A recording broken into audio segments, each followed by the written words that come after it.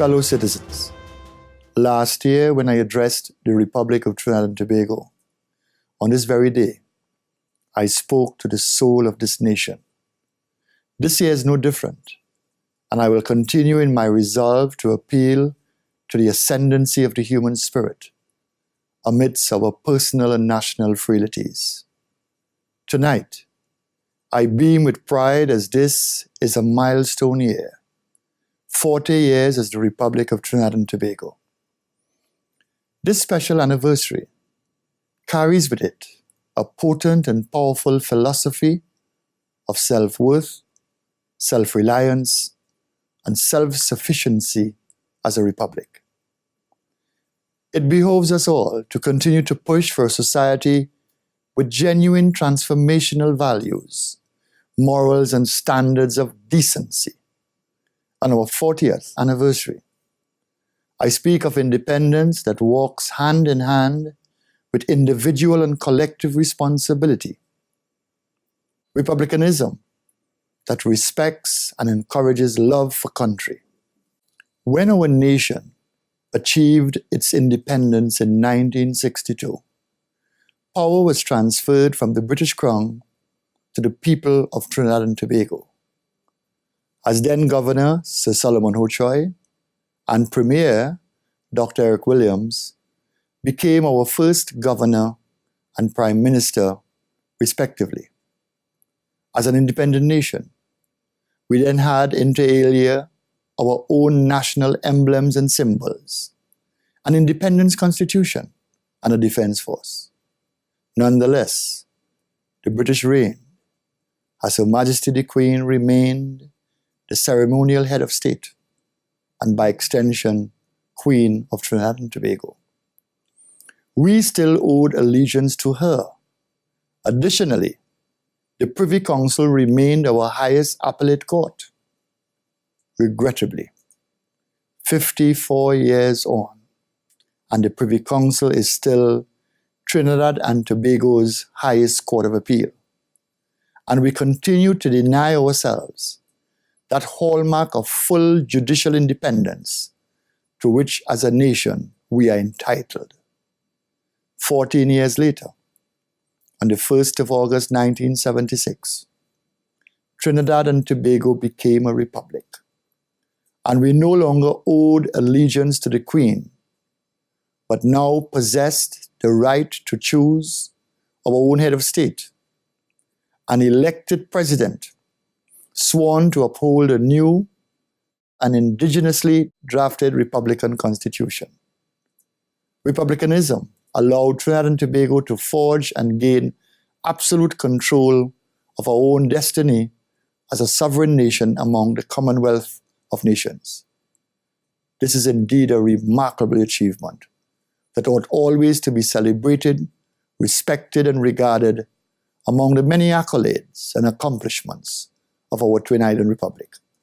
As Commander-in-Chief of the Armed Forces of the Republic of Trinidad and Tobago, and having been involved in the criminal justice system for some 34 years at all levels, as Senior Counsel, Deputy Director of Public Prosecutions, a Criminal High Court Judge, a United Nations Prosecutor, and an International Criminal Court Judge, the social plague that is crime continues to be of paramount concern and importance, as much to me as your president, as it is for each of you, sitting at home every evening, watching the news, and feeling disheartened and deflated at the spiraling rate of crime in our beloved republic.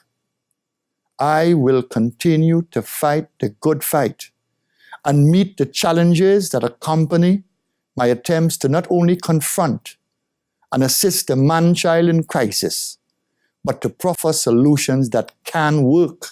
Yes, as I have always done within the boundaries of my constitutional remit as president, and yes, as a citizen of this beautiful country. Just like each of you, I too want this republic to heal, flourish, and be progressive. And I am not in the business of an implementation deficit on social issues. I am in the business of genuine humanity. And I have always expressed and actualized that genuine concern in my criminal law career and will continue to do so as president. Everyone is special and has a rightful place in this republic, regardless of their neighborhood, their station in life, the community you live in, and whether you come from north, south, east, or west. Yes, Trinidad and Tobago, all lives matter. There must be more informed dialogue on crime for real-time solutions to emerge. As a father, brother, son, and friend, I will not be indifferent or passive when young children are murdered, when little girls are abused and violated, when little boys lacking support and self-worth join gangs to feel a sense of belonging, when matriarchs are assaulted. I did not attain my social conscience on assuming office as many have. I cannot and will not stand back and simply look on. That is why I started the innovative Bail Boys project as a criminal judge, a unique judicial intervention in this hemisphere that has saved lives and protect potential victims. Too many innocent people are suffering at the hands of a few. As adults, it is our duty and our responsibility to safeguard our children and their well-being and give them the best possible chance to fully realize their potential as contributing citizens and pillars of this republic and the world by extension. I firmly believe in youth empowerment. And on this day, we must re-energize ourselves to ensure that crime does not hamper the vision for an empowered youth. What also must not continue is the denigration and incessant disrespect we harbor for and against each other. The public is fed up. Yes, fed up, not with me, but persons of suspect credentials and a dubious past who hold themselves out as persons of integrity, fairness, and knowledge. We must remember, Trinidad and Tobago, that the public is not a selected group of naysayers. The Trinidad and Tobago public is far more deciphering and knowledgeable. But moral authority is diminishing in this society of ours. On this Republic Day, I therefore ask you citizens to remember some of the great journalists and television personalities of the past. To name a few: George John, John Babb, Therese Mills, Hazel Ward, Holly Betudier, and Owen Batiste. They continue to be my standard, and I feel they must become our standard. Their stewardship was marked by civility, probity, comity, simple good manners, and decency. There is simply too much journalistic overreach going on today. There are some journalists, and I repeat some, who denigrate without evidential basis, engaged in armchair journalism, who hear something by the way and it becomes reliable news. There are persons in reality media who are bad examples for our children and the youth of this nation. Decent, law-abiding citizens must take a stance because it appears that offensive is in and decency is out. Theirs has become the language of obscenity and racial slurs. Yes, that small circle that is leading the national dialogue. You are not the voice of the people because you have unfettered and unfair access to the press and media, because you have created blogs and videos that rely for viewership and followers, not on proper and responsible research and wisdom, but on distortions and sensationalism. Fairness, respect, and international knowledge are still very much in and will always be the standard and foundation of a progressive society. Let me turn to another matter that is pivotal to the country's future. A world crisis looms, and it is critical that we focus our energies and expertise on what really matters. The abuse to the world's environment in the form of deforestation, illegal quarrying, climate change, and wildlife extinction is very real, and we must engage our environmentalists in a proactive, mediative way, and don't discredit the messenger who is often the scientist. The onus and responsibility lie on every citizen of Trinidad and Tobago to ensure that in any way possible, we effect change in the society with regard to environmental conservation and wildlife preservation. We have grown obsessed with cutting down trees, carving out quarries with impunity, the result of reckless and irresponsible commercial activity and squatting. The hills are being made bare and denuded. Deforestation brings with it numerous negative effects like erosion and flooding, increase in greenhouse gases, and loss of habitat for different species. If you decide to cut down a tree, I urge you to plant a new one. As a nation, we have to become individually and collectively protectors of Mother Earth. As we commemorate 40 years of being a republic, let us rejoice in knowing that we have cut colonial ties. We must, however, demonstrate real, genuine independence in the way we speak, think, and dialogue, and in the way we treat each other. The common denominator of national dialogue must be compassion, empathy, understanding, and tolerance.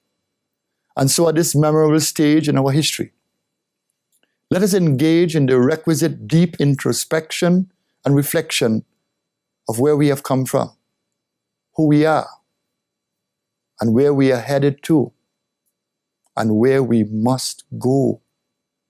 I have indomitable faith in the people of this country, and that faith is strengthened every day when I interact with a public servant, teachers, students, professors, gardeners, laborers, and school children. This burgeoning growth of republicanism is secure, and I look forward to one day national awards being presented on Republic Day. A new type of revolution of republicanism is occurring, and it is demonstrated in small things with big vision. On the 14th September 2016, the Office of the President received, among the scores of letters weekly, correspondence from one Miss Nadine Purtising, a concerned citizen. She wrote, and I quote, "In the month of February 2016, I visited a TT Post outlet in San Fernando to purchase 10 $1 stamps. I was quite taken aback to receive stamps with the Queen's head on them. These stamps were used in my childhood. I was a bit jolted because I was of the view that with Trinidad and Tobago having attained the status of republicanism, ties of that nature were cut." End of quote. This demonstrates the kind of critical thinking and the core patriotism that we must all aspire towards. At this moment, the Office of the President is in deep grief. My family and I, especially my young children, Christian and Anura, are shattered by the sudden death of our dear butler, Mr. Choi Richardson, a man who lived the evolution of republicanism, who died just 4 days ago.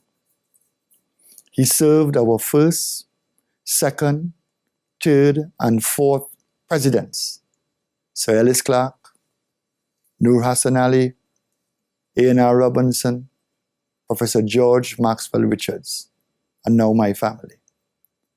The tribute he has received from international VIPs is astounding. Here was a simple man in a simple job, having an exceptional impact on those he served in his capacity as a butler. His service and his conduct were second to none. So was his commendable work ethic. Troy Richardson will remain an inspiration to us all and all whose lives he touched. The strength and fortitude of this nation and its citizens were epitomized in the bravery and courage of national intellectuals in the crafting of the Republican Constitution on this historic day, 40 years ago. Each of us must step boldly forth into the global landscape and be the game changers and peacemakers that we can be in our unique and individual ways, because we have all been forged from the love of liberty. All hands on deck must not be just talk. It matters not your political, religious, economic, or social status. It certainly must also include the differently abled. We are all in the business of transforming a society we can all be proud of. A country that can become a standard bearer of the rule of law to all manner of men, women, and children. In a world of great affliction, we must be proud that we have a judiciary that is a guardian and guarantor of the rule of law. I will never relent from my deep belief that we are a great nation, and we can become greater through hard work, sacrifice, mutual respect, compassion, and vision. To all citizens of Trinidad and Tobago, at home and abroad, happy 40th Republic Day. And may Almighty God, yes, Almighty God bless this great nation of ours. Good night, ladies and gentlemen.